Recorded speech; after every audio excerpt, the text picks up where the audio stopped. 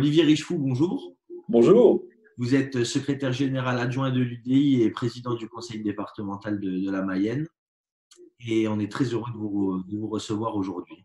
Moi aussi, enchanté de représenter aussi le plus beau département de France, bien évidemment. Alors, Olivier Richefou, vous avez envoyé un courrier au président de la République dans lequel vous lui demandez de laisser faire les départements, entre guillemets, mais plus généralement de rappeler l'État à son rôle d'État stratège, à même de fixer des grandes orientations et de vous laisser faire pour le reste, vous, les collectivités, et plus particulièrement les départements. Est-ce que vous pouvez nous en dire plus sur le sens de ce courrier et sur le sens de votre démarche plus généralement?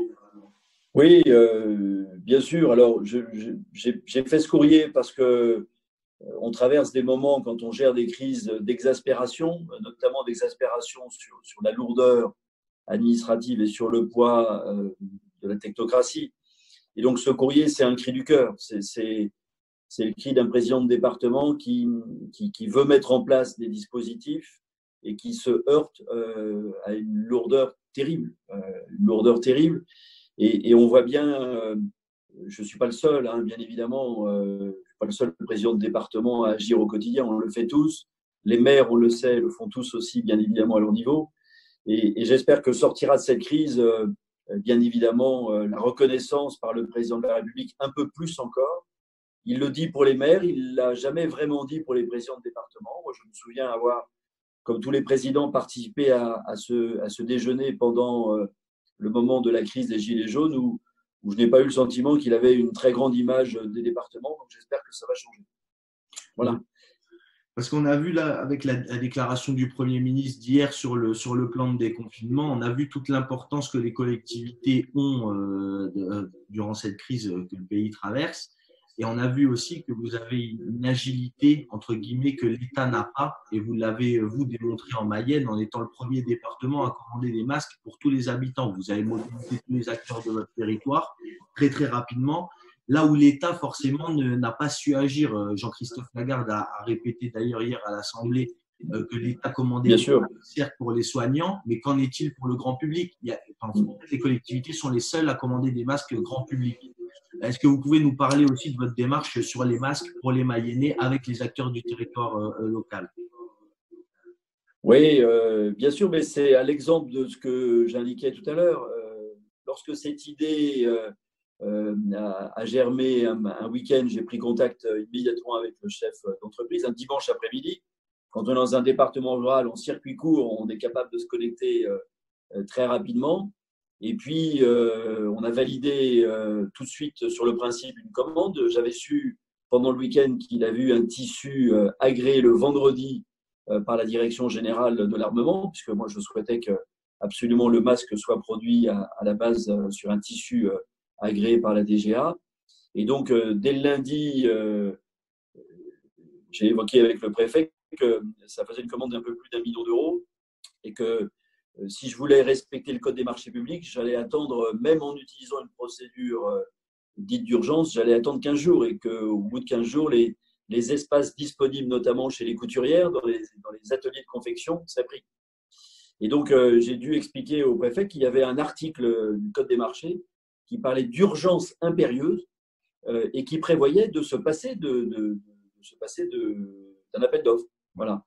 Alors, il ne m'a pas donné son feu vert. Je lui ai dit, monsieur le préfet, je n'ai pas besoin de votre feu vert. Moi, j'utilise cet article. Cet article, il est prévu pour la santé animale. Il n'est pas prévu pour la santé humaine. Et comment on peut imaginer un sujet comme ça? Voilà, donc j'ai passé la commande. Et puis, le préfet, ensuite, m'a fait comprendre qu'il m'alertait, etc., mais ça se ferait quand même. Voilà. Je vous prends donc voilà comment l'histoire des masques est partie. Et très tôt, j'ai pu prendre des positions dans des ateliers de confection de mon département et d'un département limitrophe.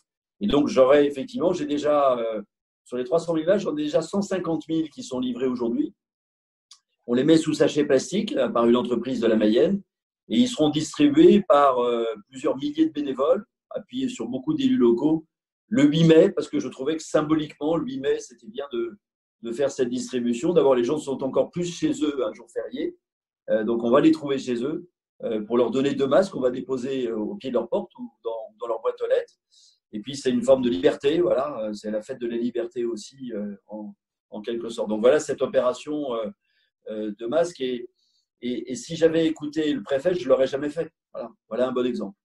Donc, vous avez démontré en fait à travers les masques que les collectivités sont beaucoup plus agiles, sont beaucoup plus à même de répondre aux réalités du terrain, là où l'État central finalement est un peu, comment dire, ralenti par sa lourdeur administrative et par ses procédures. Vous l'avez aussi répété. Oui, je vous donne un deuxième exemple qui n'est pas sur les masques, parce qu'on voit bien que ce qui est très fort pour les Français aujourd'hui, pour nous tous, c'est les masques et les tests. Sur les tests dans les départements, ça se sait très peu, on a des laboratoires départementaux d'analyse vétérinaires. Il y en a 72, je crois, en France. Et il se trouve que ma directrice est la présidente nationale des directeurs, donc elle est assez investie. Eh bien, il a fallu, et tous les présidents de département, très vite, il y a un mois, on dit, nous, on est capable de faire des tests. Les PCR, les tests PCR, c'est les tests qu'on fait sur les animaux. Donc, on peut les faire sur les humains. C'est les mêmes machines. C'est les mêmes réactifs si on est agréé. Et donc, on a demandé à ce que nos laboratoires départementaux soient agréés. Il a fallu que Gérard Larcher, vétérinaire, en parle directement au président de la République pour qu'il y a 15 jours, enfin, un décret soit pris pour que nos laboratoires soient agréés pour faire des tests PCR. Dans un département comme le mien, le laboratoire va faire presque les 3/4 des tests possibles en raison de notre capacité que nous avons.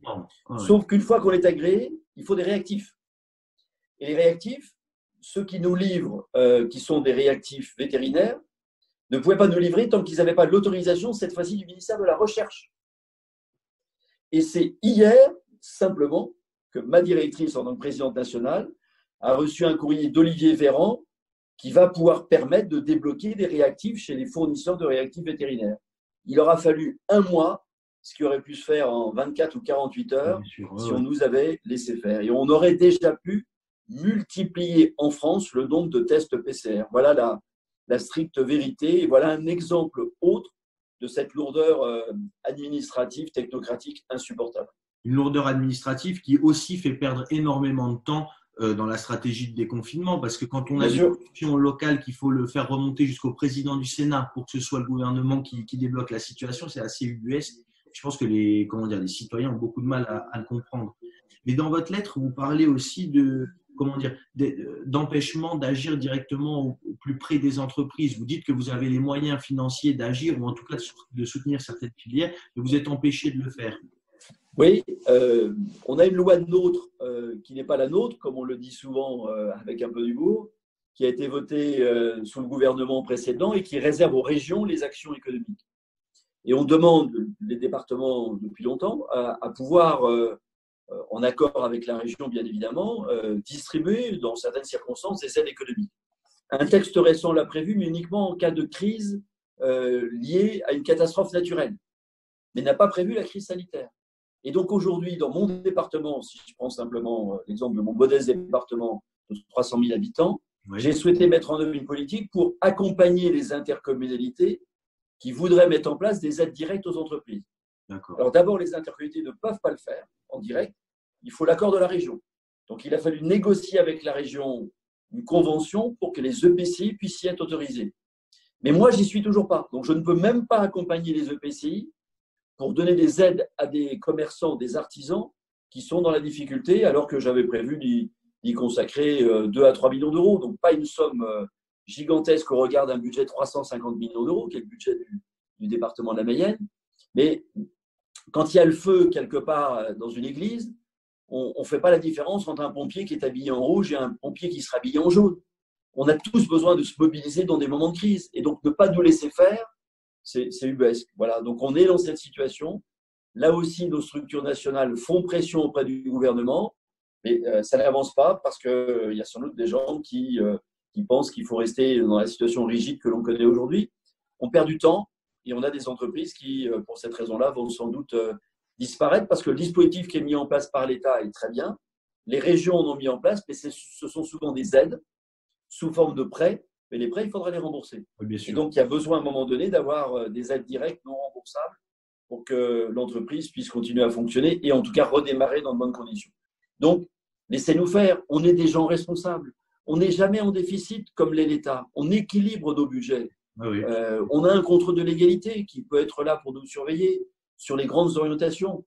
Mais au quotidien, vraiment, c'est un cri du cœur. Vous le voyez encore à travers le ton que j'emploie et la conviction que je mets dans mes propos, parce que c'est un déchirement que de ne pas avoir cette liberté de manœuvre. Oui, puis c'est, comment dire, le département, c'est aussi un maillon intermédiaire entre aujourd'hui des très grosses intercommunalités ou même des intercommunalités de taille plus modeste et les régions qui sont des superstructures parfois qui peuvent être très loin des réalités du terrain. Donc, on voit ici toute l'importance du département. Vous l'avez aussi montré en mobilisant les pompiers de la Mayenne qui se rendent dans les EHPAD. Vous avez su mobiliser tous les acteurs de votre territoire et on sent bien qu'il manque cette reconnaissance du plus haut niveau de l'État pour que les départements puissent aussi s'ancrer pleinement dans les prérogatives qui sont les leurs.